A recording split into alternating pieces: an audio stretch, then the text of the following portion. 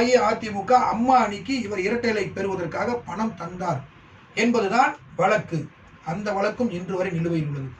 இது மட்டுமின்றி சசிகலா அவர்கள் பரப்பனாக்கர சிறையில் சிறைவாசம் அனுபவித்த காலத்தில் அங்கு இருந்த அதிகாரிகளுக்கு அவர் சுகபோக வாழ்க்கை வாழுவதற்கு உதவி புரியுங்கள் என பணம் கொடுத்த ஒரு வழக்கம் இருக்கிறது.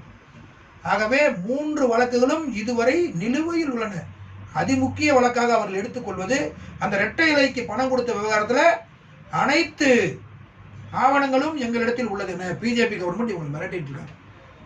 அதனால தான் நல்லா பார்த்தீங்கன்னா தெரியும் உங்களுக்கு 2017க்கு முன்னாடி இருந்த தினகரன் வேறு, அதற்கு பின்பாக இருக்கக்கூடிய தினகரன் வேறா இருப்பார். காரணம் வழக்கு.